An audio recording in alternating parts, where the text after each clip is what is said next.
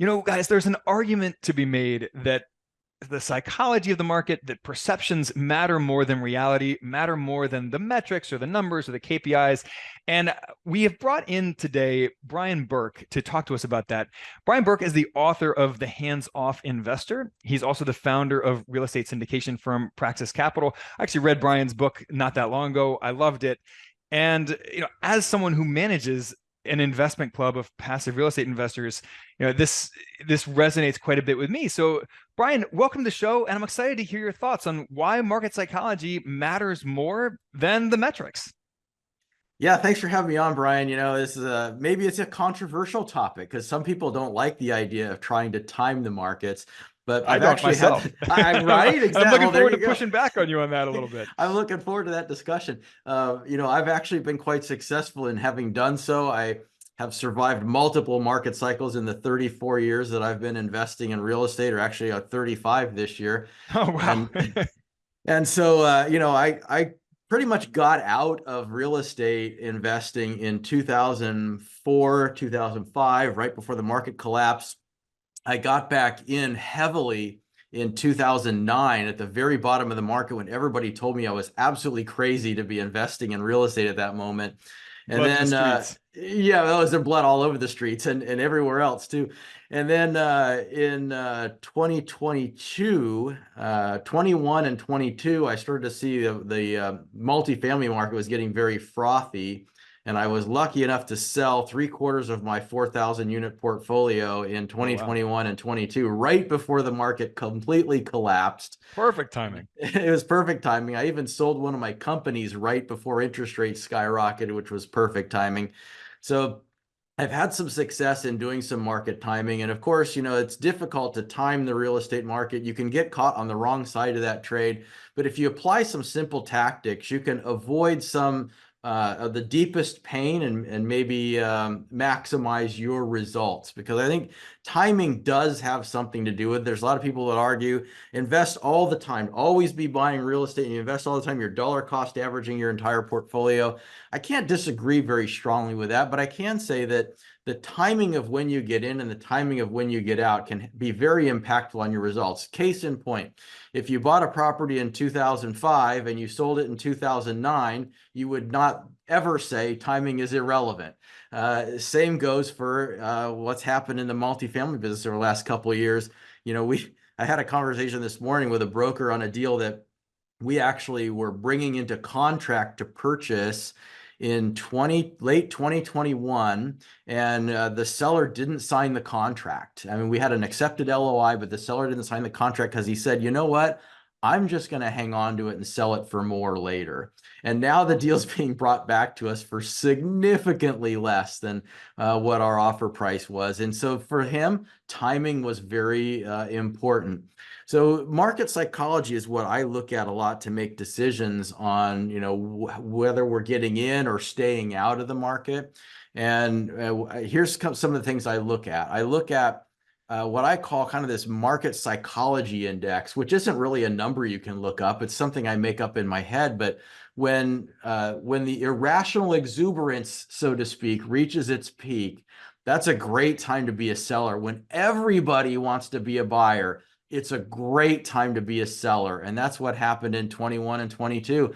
Everybody wanted to buy multifamily properties, and far be it for me to say no and not let them have what they want so they could sell them all of mine. When everybody is telling you that real estate is in the dumps, it's like catching a falling knife. You shouldn't be investing right now. That's a great time to be investing in real estate and get a great basis on the properties that you're buying. So in that regard, timing really does matter, even more so than maybe some economic indicators you might be looking at, that might be saying, oh, the economy's firing on all cylinders, rent growth is strong, interest rates are low, everything is, go, go, go. But when there's so much irrational exuberance, it might be a really good time to think about selling. So that's my so-called market psychology index that you can apply to your investing. And it's also part of the reason why I haven't bought anything in 3 years. Because there's been still too much irrational exuberance in the market, and I've been waiting for everybody to hate real estate so I could start buying again. And guess what? It's actually starting to happen. Well, oh man, there's so much there I want to unpack. So first of all, yeah, I mean, no one can argue that timing doesn't matter. Timing does matter. What I would argue is that it's hard to be right twice, like you have to be when you're trying to time the market. It's hard to buy in at the bottom, and then it's hard to know when the top is too, because it can look like the top, it can feel like the top, it can feel frothy, and then it still keep charging upward for another 2, 3, 4 years. And you see it in stock markets, you see it in real estate markets, and there's a certain hubris of thinking that you know better than the best informed experts in the field. Now, in this particular case, you actually happen to be one of the best informed experts in the field.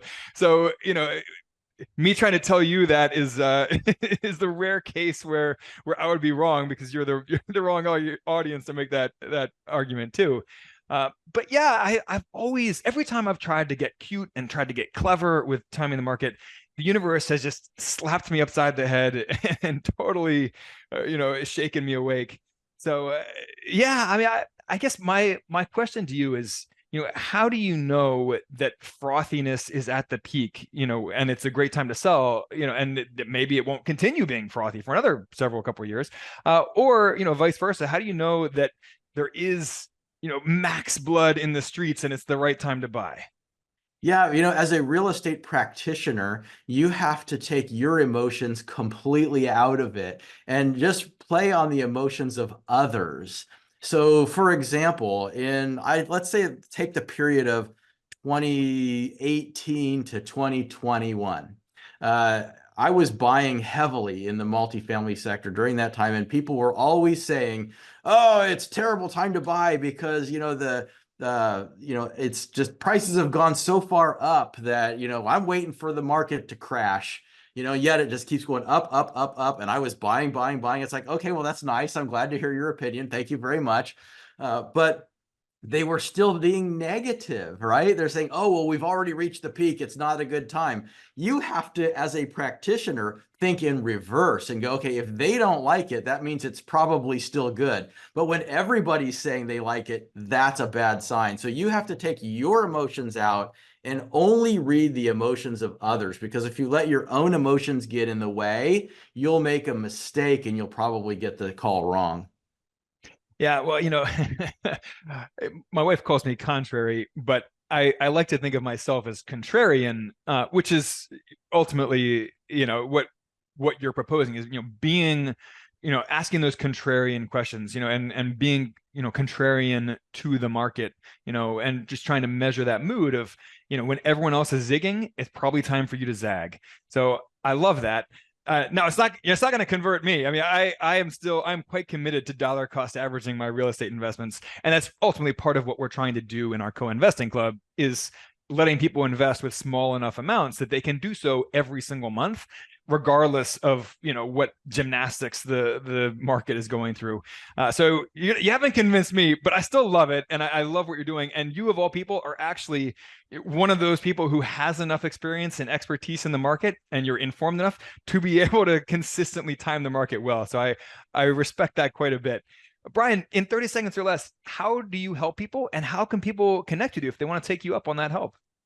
Well, the best thing that I can do for people is to teach them the right ways to invest in passive investment opportunities. And I do that through my book, The Hands-Off Investor. You can find that book on Amazon or from the publisher at biggerpockets.com/syndication book. You educated me recently to say that it's also available on Audible, which It is is. true. That's how I It is consumed available it. on Audible. And you can reach me through my website for Praxis Capital. It's praxcap.com, praxcap.com, or follow me on Instagram at investor Brian Burke. Awesome. Well, Brian, thank you so much for joining us today. And guys, if you enjoy these quick, focused conversations that we have, please rate and review the show. It makes a world of difference to us. And we will catch you on the flip side. Want the cash flow, appreciation, and tax benefits of real estate without becoming a landlord? You've heard of REITs and real estate crowdfunding, but you probably don't know much about 5 other ways to invest passively in real estate.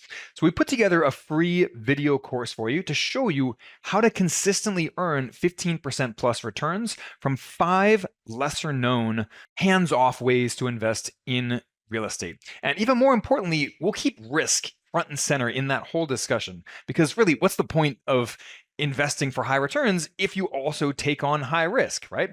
So visit sparkrental.com/free to take our free course. Each video is snackable at 10 to 15 minutes long, and the entire course takes less time than watching a movie.